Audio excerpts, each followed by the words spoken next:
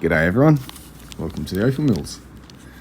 This is the channel, for those new, that we do everything from mining, buying parcels of opal, if we need to, cutting, carving, and doublets, again, if we need to,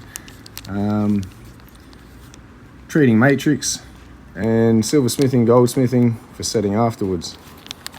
And just a bit about this channel as well with the content, because I do get some comments sometimes, slight displeasure with the editing.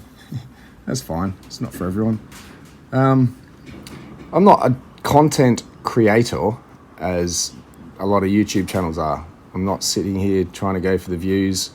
I'm just documenting basically my opal journey, if you will. This is what this has sort of turned into.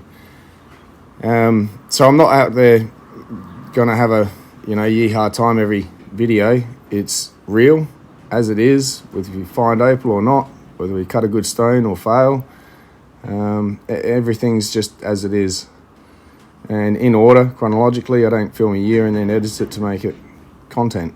So for everyone who's enjoying it, really appreciate that. And yeah, for those that don't like some of the driving or whatever else in the videos, you can always skip forward, or not every video is for everyone. If you're just into the cutting, stick to the cutting videos. You may not like the rest of them, I don't know. But I'm just going to keep putting all the videos out there as I do what I do, which is what this is. And you'll either find something you like, or yeah, got the rest of your day to go. Anyway, we're going to cut in this one today. I was going to do a live stream, or I was asking about the live stream or pre-edited videos, and how would you prefer to see your opal cut. And I didn't mean for every opal, I just meant like for some really nice stuff every now and then. But it's been pointed out that there's such a thing as a live premiere, which means I can sort of do the best of both worlds with a live, well, an edited video, and chat with you live, uninterrupted, but well, unbroken concentration from the premiere being pre-recorded. So I'll be able to focus on the chat. So I might do that this video. So we're going to pre-record this, and I'll sit down and have a chat with you, which I'll probably be doing now. Got to forethink this. Anyway, what we're going to do is have a good look at this again and get straight into cutting. I want to point out a few things, if you can sort of learn something from this as we go. So that'll be, again, what decision we're going to make on what's in this stone and how to go about getting it out, and what to do with the rest of it, if there is anything that can be done. Plan out the cut, basically, rub it back, get it ready, and explain how this cut's going to be the way it is. There's no potch on this one, so this is skin to skin colour stone. It could almost be a double-sided, but I'm going to keep it one-sided. But the way you finish it up is going to be different. It doesn't need the sides and the base because it's got a flat bar. It's got plenty of bar which can come almost down to the bottom. And I'll show you how, yeah, again, doing the backs off, so the logic behind why it's got to be done, or I'm going to be doing it the way I'm doing it. And things to keep in mind if you're not the jeweler, because somebody else will have to handle your stones to get them set, and if they're not cut right, they won't be able to be, which means they're not really worth anything if they can't be set, if that's what their intention was. So anyway, let's get torch in a jar and have a squeeze at this opal. So we can do this with the light on. So yeah, it is pretty clean. It's got some superficial stuff. Well, around this side it's totally horrible, but in here, for the most part, we have a really nice clean piece of opal. Now, I'm probably going to head to the wheel first and start tidying this up, the bits that just not salvageable, and then see where we need to maybe take a slice out just to hasten the process or salvage some possible scraps. So I'm going to get to and head over to the wheel, I think, and get straight into this one. Over here on the Wacky wheel flat lap, 8-inch, and we're going to start off on the 240. We don't really need to go too aggressive with this. and there's not much to come off. And for those interested in the wheels, which some people quite often are, Riley Gunn from NN Opals 53 Frogs is the man to see now about these machines. I'll put up the email, should be rileygunn53@gmail.com. And yeah, all applications for a machine that way. Anyway, get on with rubbing this back so we'll get the water going. Okay, so with a piece like this, if I was concerned in any way what that was doing on the inside because I couldn't see through it, I would Dremel to check rather than just grind away. So I don't need to do that. So we're just going to start taking all the sand off, clean the back up a bit, see what we've got to play with. So I'll switch over to voiceover here. G'day everyone, editing Phil here. So in this video, other than cutting an opal, I was hoping to impart a bit of wisdom or knowledge, or at least my line of logic, and explain what I'm doing when I'm cutting opal, while I can sort of relax and watch myself do it and explain what I'm doing here a bit more than I can at the time that you're doing it, because you're a bit too focused. So a piece like this, it's pretty standard, straightforward, to be honest. Look for the clear part, cut a decent opal. Not out to cut rubbish as such with a piece like this. So there is a lot of sand to get rid of. Mostly what I'm getting rid of that wouldn't have been salvageable anyway. So there's no, oh, could have sliced this off, yeah, but it would have been full of sand and fractures of opal. So best ground off to start with and see what I'm playing with. And it does actually salvage opal if you can trim it, don't get me wrong. And I do end up trimming a bit off the back here, which will be good for inlay. It has a use. Any bigger, it probably could have been a doublet. And yeah, you don't really want to waste your opal if you can.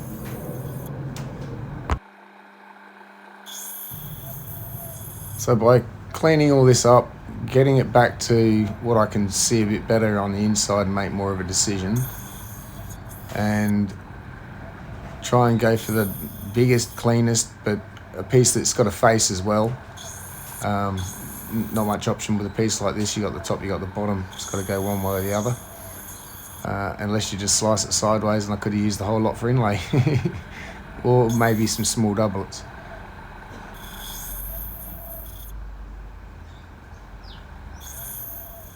Starting on the top now just to get a window in. So I'm also not just getting rid of the sand. On the surface there's also little fractures, chips, rough spots from being in the ground. That bit I'm grinding off at the moment, the whole bit would lift off with a bit of pressure.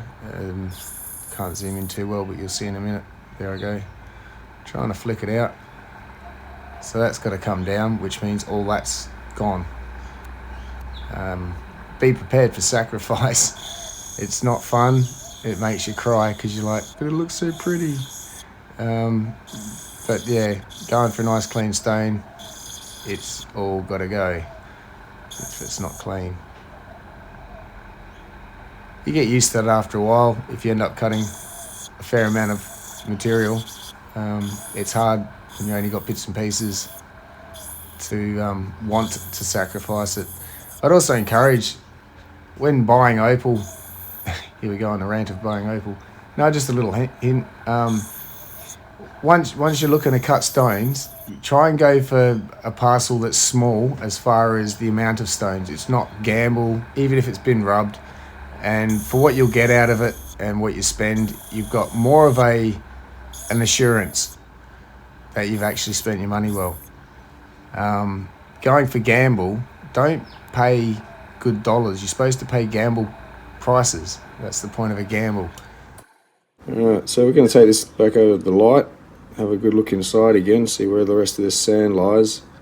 I stopped here Because this will come out very shallow, but there it's already got good colour. So between there and there, I don't want to take down the centre of the stone too much, because that's where most of the body can come from. Let's see what the bottom looks like. Yeah, in the light. Alright. So it's a good thing I can see a lot better than what you probably can through the camera. I'll mark out some bits you can see. These are very superficial. Right there, right there. That little marking there will go, as will that. Our stone's going to be over this side anyway. So you can quickly look in normal light for a sec. It's got the more crystally side over here, and it goes a bit opaque over this side. So we want to keep it as crystally as possible. So somewhere in there, we'll get our stone. Put this back. Alright. So it's quite thick over there. And again, that could be the border. Too opaque, and I can roll some of that out.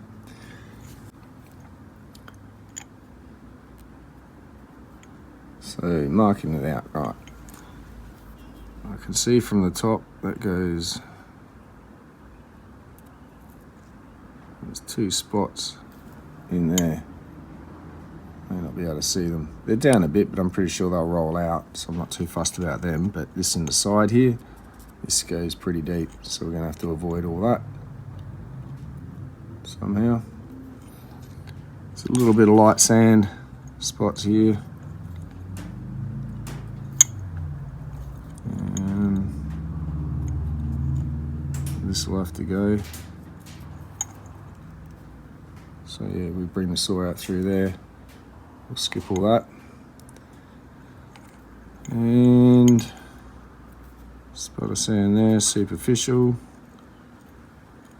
Those 2 bits are in a ways, so that'll bring that in a bit.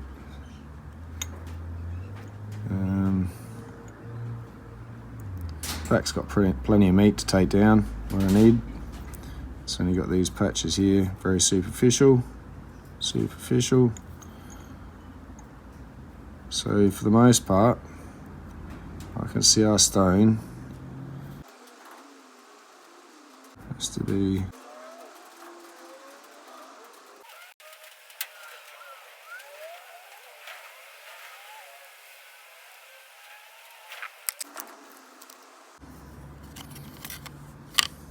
that's not it, but it's somewhere in there. So we'll slice it back here somewhere, take this off, and if that can be used for anything, we will.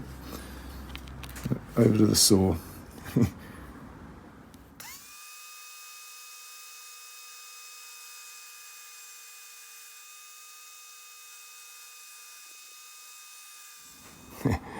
Gotta love it when the cut goes perfect.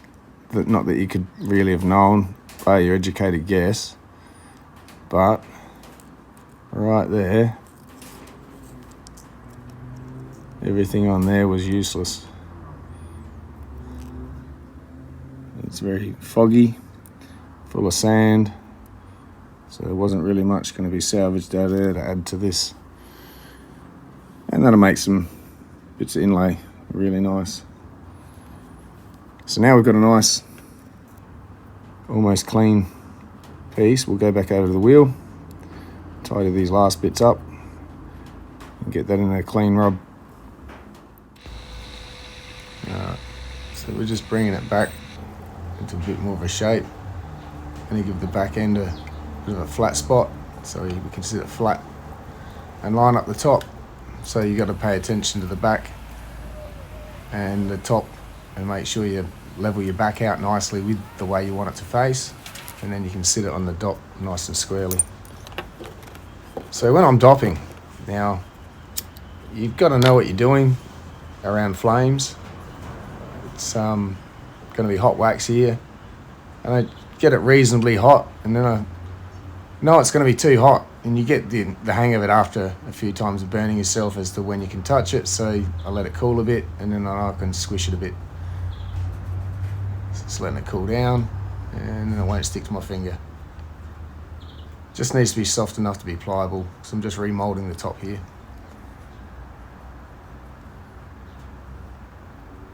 And then with the stone, you don't want to get your stones too hot, and you also don't want to shock them through sudden change of temperature. So here, I use my fingers as a gauge. My fingers aren't burning, the stone's not getting too hot, and I don't want the stone to get too hot, so as long as I'm not burning my fingers, it's all good. Keep checking the temperature just to make sure that I am getting it near the heat. Since I'm not trying to burn my fingers, it's finding that little glow point where the heat radiates out, hits the stone without your fingers too much. Especially longer fingernails, they heat up and then they hold heat, if anyone can relate. And so just getting the stone and the wax up to temperature.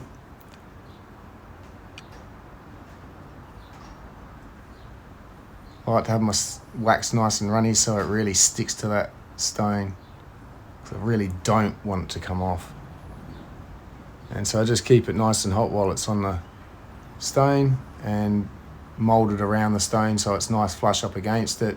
Moisture can't get in under and separate it, and it's definitely stuck, not got a lip.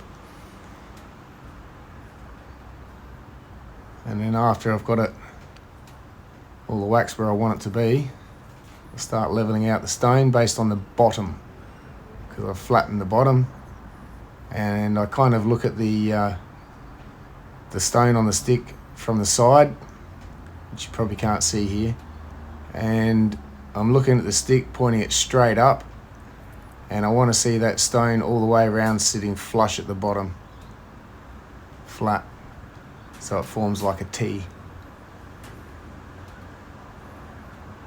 a capital T.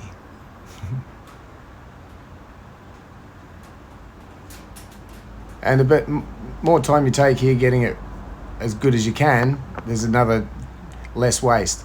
Because if I off-center it a bit, I lose having to trim the back up again.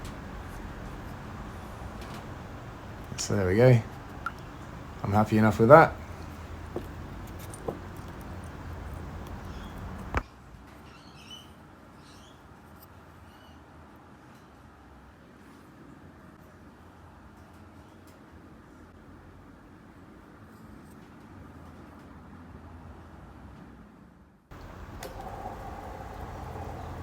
Okay, for the first part here, the aim is to set the shape of the stone.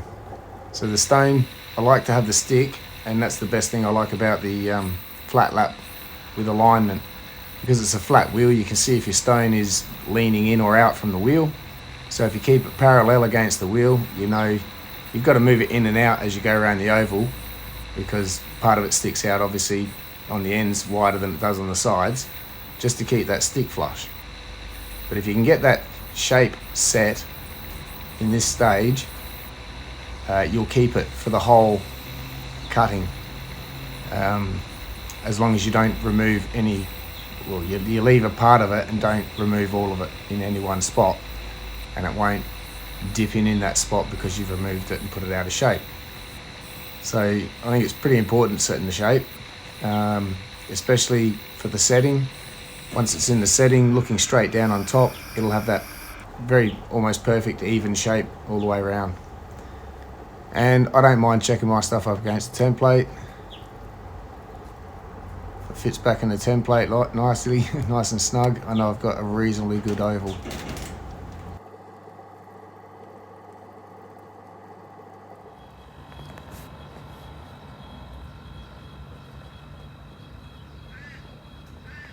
Hey, gorgeous. Sitting on your purple rock. You like your purple rock, don't you? So for the purposes of you guys to be able to see what I'm doing here and explain it easier, I've blackened the edges. And you'll be able to see how even you can keep your line as you're going around. So I've got my hands in a fixed position. I know the angles I want to cut at. And so it's a lot by feel. I can't explain the angles, I don't know them, I haven't measured them. But as long as I start that first bevel in the right angle, I'm going to be pretty happy. And so I go around and around until I get it nice and even, and I want to bring it down as far as I can. Now if you can see, the bottom on that stone dips up and down. You got to pick the highest point at the bottom where it comes up and bring the line down to that, or just above. And that way, when I do the bottom, there'll be that nice strip around the center, that little fraction of a strip that has not been touched since you set the shape. That way, when you look straight down on top, again, you'll have that shape retained. So yeah, once I've done that, obviously I've domed it, going through the pad system, make sure, check every stage that your grits aren't rougher than the one you just did. So got the 1200. So over to cerium oxide, 98.9% pure cerium.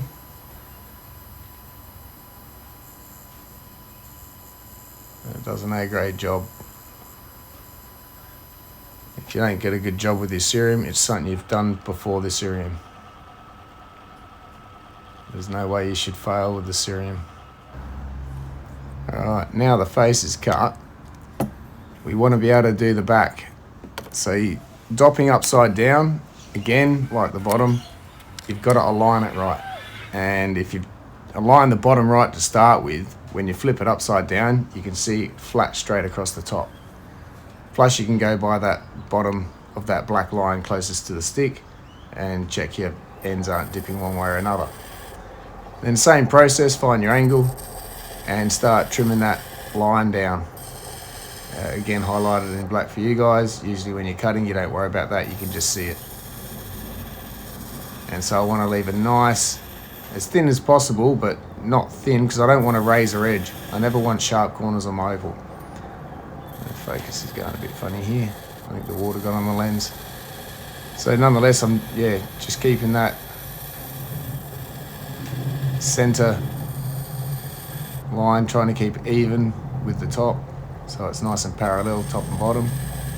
It's important for the bottom one because that's the part that's going to sit on a setting, and so it needs to be evenly done all the way around, so when the setting's made evenly all the way around, it sits in flush. Flush. Keep using that word. So I don't want too much of a 90-degree sides. I just want them in there enough to retain the shape. So I try to bring it close enough, but enough that there's no point anyway. There's no point to this. Sorry, I think I'm in a mood. So I like it a little bit more than that, but yeah, it's getting down nicely. And then once I do that, I can start flat spotting the bottom and bring that up nice and close to that line. That way it doesn't have to sit down in the setting too far. And most of the stone protrudes upwards. As some of you may recall, got some rolling mills about 2 months ago, and wanted to get the stands painted up and that. So finally got around to getting everything organised. So here we go. I'm not sure if you can tell, they're way out of whack. Been playing around with up there when I was giving this one a clean. This one's still yet to be cleaned. Just a bit of Scotch Brite, but they'll get a finish in a minute. in a day or so. So what we need to do is get those rollers flush again. And so I once heard, pull this top bit, hang on, let's zoom back. We grab this, we pull that out, it just sits in there, and we wind these evenly until that gap closes. On both sides, very evenly. Yep. and they're tight, tight, not too tight, just no slop. And then we put this back in.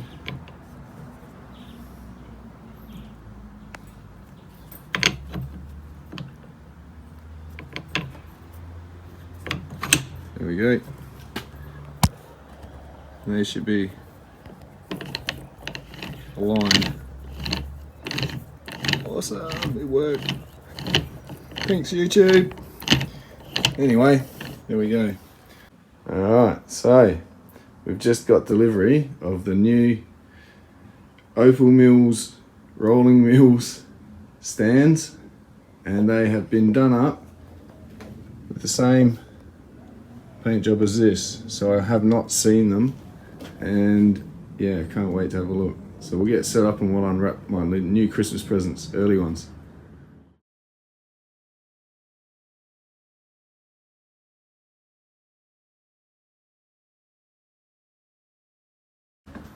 So there we go. Now, these are two different types of mills. This one's going to get me some square wire, and from there you can roll it flat into rectangle or into bezel, or into rectangle, then file for a half round, and I'll be able to recycle all my scrap a lot more, so it won't be such a waste when I file a lot off. And this one, a flat sheet, it's nice wide mill too, so that's, yeah, I'm really happy with this. So anyway, there we go. We'll come back when they get bolted down. The joys of getting things done. So we've got our holes marked out, ready to whack some tiny bolts in. I'm just going to go drill it. I've got a normal head drill with a jack pick tile remover type head, so it won't sit central in there, so I'm going to have to go back down the shop and get a normal one.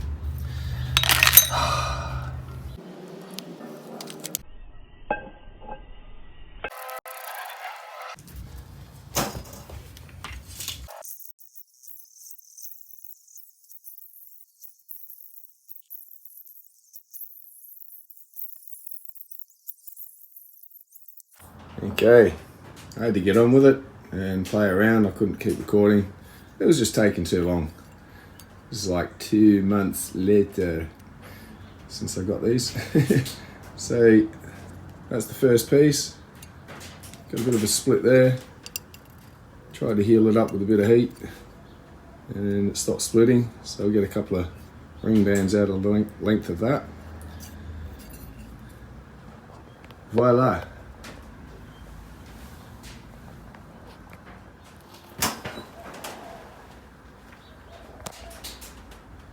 Beautiful.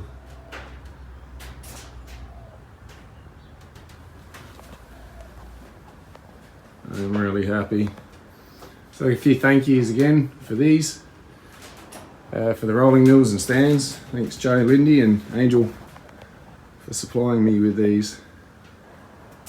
And Tyson for powder coating and organising the sandblasting of the stands. Done an amazing job. And Mr. Watkey, thank you for the paint job. So last thing I've got to do is now get these people paid for the paint. So anyway, there we go, the newest edition, the Opal Mills. So yeah, taking these off the stick.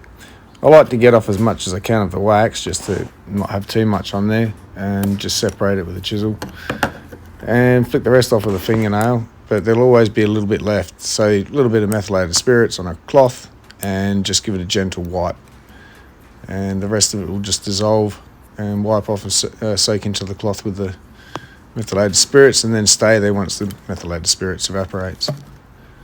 So that's pretty handy little trick, that.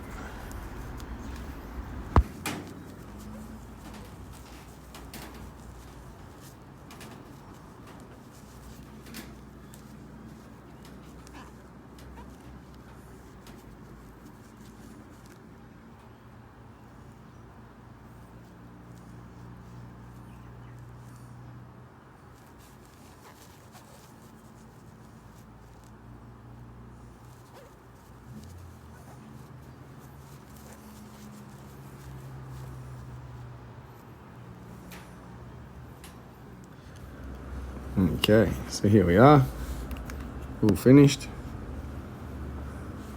Still has that little bit in the side, you can't see that, and that'll be hidden by the bezel or the claw, and just that one spot there. Now to get them out, I'd had to shrink the whole entire stone down further, all the way around to accommodate. So nonetheless, that's the way it's ended up. Now a bit directional, still got colour all over, but as far as the nice side, it's over here. And this detracts from that. But that's fine because it is what it is. That's all we can do. So it's got a nice high dome. Really well cut, this one. As most, but being a non-double-sided one as opposed to the last one. The back, now I don't see how you can get a finish this nice on anything other than the flat lap. Perfectly flat. So I think I would have been talking about through the voiceover about this edge here and this part here. Sometimes this dome will be brought right down to that bottom edge, but I don't like that point, so I'll leave a bit of a gap for strength, longevity of the stone. And so when this sits in the setting, if you use the chisel for example, the inside of the setting, not quite like this, should be a little bit, not square, but beveled on the inside. And that's where it should match the bevel to the stone. So the stone sits really nice to that edge. And that's all you see of the stone poking up.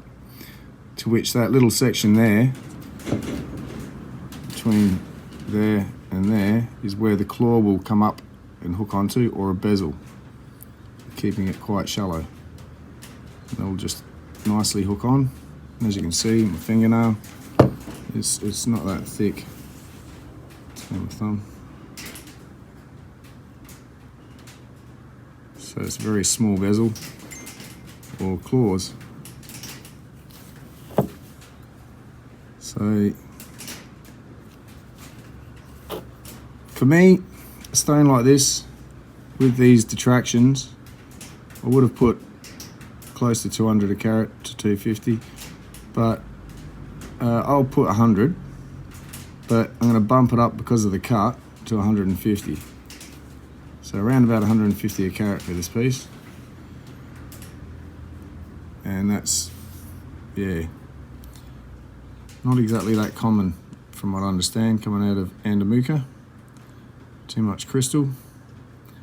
It's mostly crystal, this piece, except for this opaque side, so I don't know how you want to call it. It's majority crystal, so it is translucent all over, so we'll go with crystal. Totally.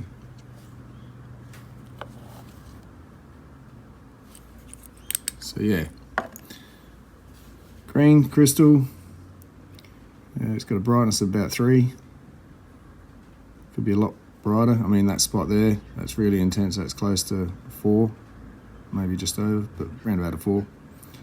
But the rest of the stone detracts, especially the foggy. So I'd say safely around about the 3. Yeah. Onto the scales.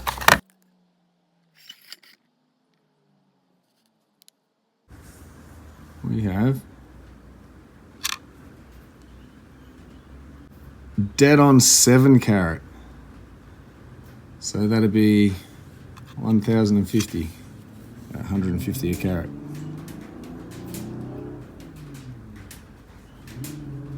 Not too bad. Not too bad at all.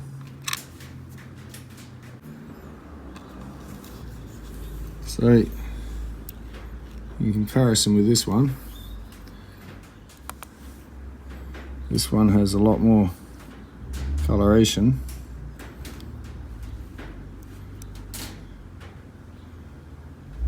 Which is why I put that one up at around 300 a carat.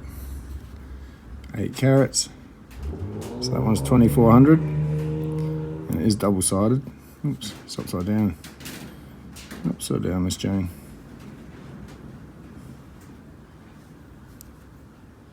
No, that's the right way. So yeah, there's the difference.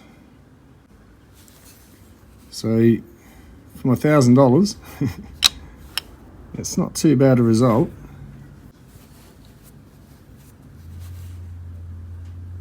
But that's the nature of the sales. You can put a price on them. What they sell for is another thing.